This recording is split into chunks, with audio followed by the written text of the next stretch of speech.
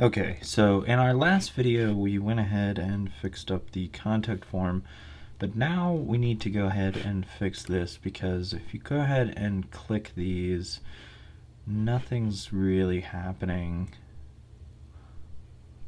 Well, just let it load here. I don't know what, nothing happens anyways. But then if you go to these, we're getting these modules that pop up, and it gives us a larger image and some information about the images, as well as some stuff down here, and you can just close out that. So if we want to go ahead and add this to our theme here, what we're going to need to do first is I opened up down here the original index file for this project, and we're just going to scroll down and see this area that says portfolio modules. We're going to go ahead and just grab this. We got to go all the way down. Okay, so we don't need that last container or that area. Well, actually, yeah, we do. Okay, and then that's the last one right there. Alright, so copy this, and then we're going to just add it to our index page at the very bottom, right before the footer, and paste that in. Okay, so now that that's pasted in, we are not going to actually need all of these. We're just going to need one of them, and we're going to do the same thing we did with the portfolio section. And so right here, we're just going to go ahead and command / to comment all the rest of them out. And we're going to have to build out this loop again. So it's basically the same loop, but I'm going to show you a couple alterations we're going to have to make to both loops in order to make this work. So we're just going to copy and paste the whole thing here, go all the way back down, and paste that there to start the loop. And we're also going to need to close it. So we'll just grab this one, and we'll close it right underneath here. Okay, so let's go ahead and, just for clean code's sake, tab this over so we know that it belongs inside of that loop. Alright, now in order for this to work, what it's basically doing is some JavaScript code that requires this class, and each one of these needs to be, module 1 will open up for portfolio ID module 1. And so you can kind of see in the commented out code, they have, portfolio module 4, and, down here in the actual modules, we have portfolio item 2 and 3 and 4 here. So we know that they kind of correspond, and that is going to be a necessary piece that we need to add to each item. So how do we do that? So what we're going to do is we're going to iterate. We're going to create a variable up here, and just how you create a variable in PHP is $, and then whatever you want. So we're going to do I, because we're just iterating an integer, so I will stand for integer. And then we're going to make the first one equal to 1. So now I equals 1, and it's going to go ahead and loop through all of this code, and then at the end of the loop, what we want to do right before we close the while tag, which is what the loop is, we're just going to say I++. And what that's going to do is it's going to add one whole number to I every time it loops through.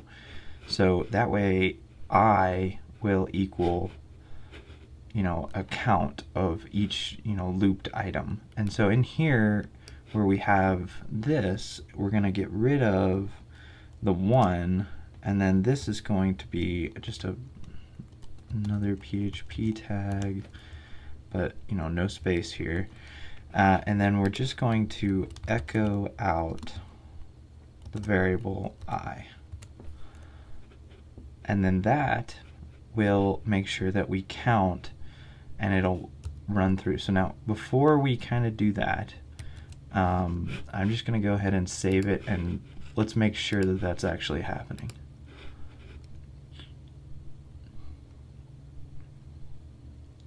Okay, so, oh, got an issue there. So we did not add a PHP tag. That's going to be an issue. So here, we'll just go ahead and add one. Oops.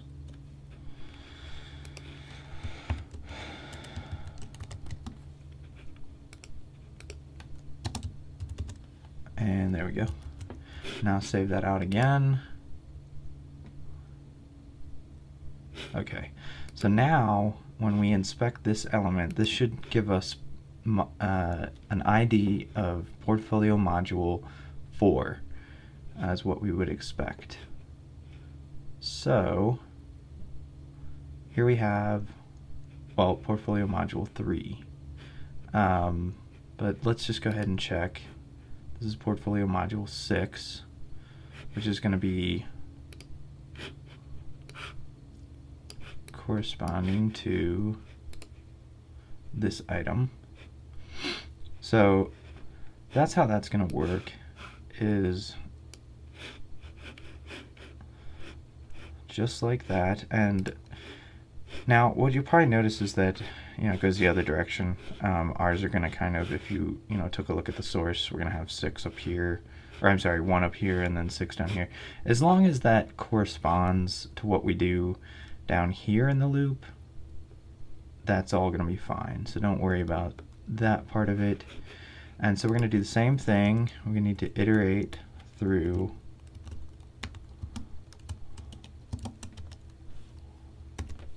and then here we're going to do the same thing again and just say well, let's go ahead and do the PHP tag this time. I++. Okay, so now that's going to do the same thing, and then we're going to do the same thing here with this ID and give it a PHP tag, and then again just echo out I. So there we go. So now both of them are going to correspond, and each item that it loops through is going to give it the same portfolio module number. So now that that's set up, let's talk about really quickly kind of some of these other things that we can now start kind of updating. And so here we're going to put a PHP tag and do the title. And then in this section, we can do the content. But as you'll notice, we didn't actually add any content when we made our portfolio items. But this will at least add that functionality, and then we can kind of update it and show you. Okay, so for the date, we can kind of update that so that that's going to be given whatever date that we decided to upload it, and for that we just put the time. And then we need to specify the pattern that we want. And so for this, we'll just say we want a pattern of month and, what do they have it? Month and year. So this will just give us the abbreviated month and the year. If we want to do the full, we can do it like that. So that'll be how our time will be generated. Okay, so now what I wanted to basically say is that if we go back here, so I guess now is a good time to kind of do this. Go back to our post section, and we take a look at, let's say, like cabin. Okay, so as you can see, we have a section called categories. Now, you could create categories here and post what category it belongs in. So you could kind of make it fit this purpose by saying the category. So I guess we'll just go ahead and do that. Let's just add a new category, call it web development. unchecked, uncategorized. And then in here, let's just go to the codex, since this is not something that I use very often. So we'll say WordPress display category.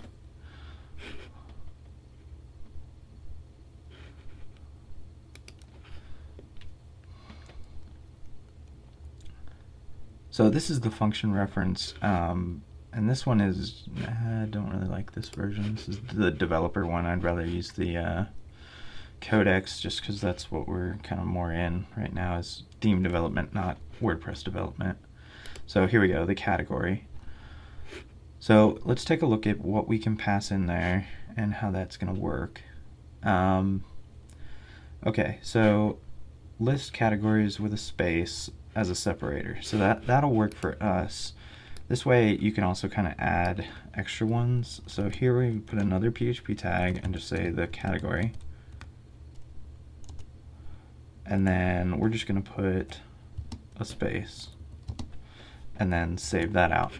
Now what I was going to say is that for this clients area, you know, obviously whatever we have in here that's just text is going to be hard coded onto every single portfolio item, which is not really what you would want.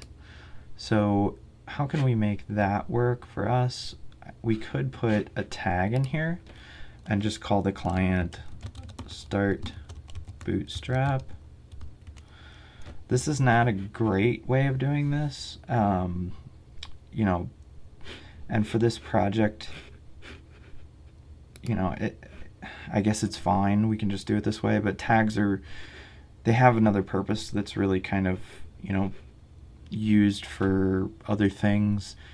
So we really wouldn't want to necessarily do it this way, but I think it'll be okay for this purpose, to make it kind of work and add that kind of admin functionality. So let's go ahead and see if they have something called the tag, which I believe they do. Going back to Google here. Let's say tag. And the tags. So let's see how to use this one. Okay, so we have the tags, and then a before, separator, and after. Default usage, it says it'll list the tags with each tag if more than one separated by a comma. That'll work for us. So we're just going to have a blank one and just say the tags and finish that out there. Okay, so now what the loop's going to do here is going to iterate, add that to our ID so that that corresponds with the item above, and then it's going to give that title of, in this case, cabin, and then it's going to, we'll just go ahead and add their filler text here. Just copy and paste this and remove the p tags. Don't add p tags to the view. Actually, we'll just kind of delete the whole thing here and just add this in the, yeah, that was the text view. Okay, so just remove the space here. All right. Okay, so then we're just going to click update. So cabin will be the only one that has text and all these other fields, but that's fine. I just don't feel like going through and updating all of them. But we're just going to use that for testing purposes to make sure everything works. All right, so let's double check that we saved everything, and we did. Okay, so now if we click on this, let's see what happens. Okay, so why are we getting about, and then we're getting the about text? Well, this is pretty easy to understand. The reason that that's happening is that up here where we queried for page ID 26, that query is staying present all the way down into this one. So what we need to do is add something right below here, and we're just going to say WP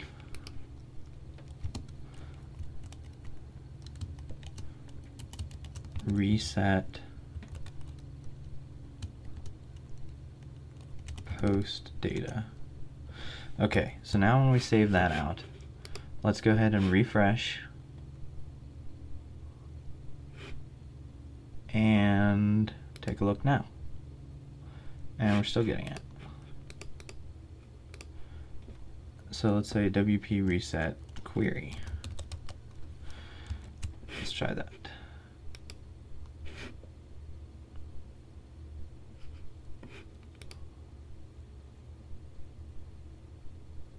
And there we go. So now we're getting the cabin, and we're getting the text, and we're getting this tags. We can remove that if we want to. We're getting the date in abbreviated form. We can put the full date if we want to, and just, so let's go ahead and edit those two things really fast. So first off, the tag, how do we remove, okay, so if we want to get rid of what's before it, let's go to the code here, go all the way down, and the tags, and we're just going to add an empty thing here so that there's nothing before it. Let's go ahead and refresh.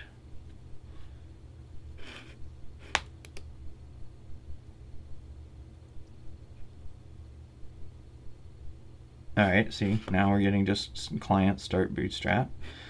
Let's see what happens when we click cake. Okay, we're getting cake now. Obviously we didn't add any text there. Okay, so now that everything seems to be working the way that it does on the sample site, I think we're at the point now where we can start moving it to a live server and actually putting it on the internet. So we're going to do that step in the next video. Thank you for watching. Please feel free to ask me any questions in the comments, and I'll get back to you as quickly as I can. Alright, thanks for watching. Bye.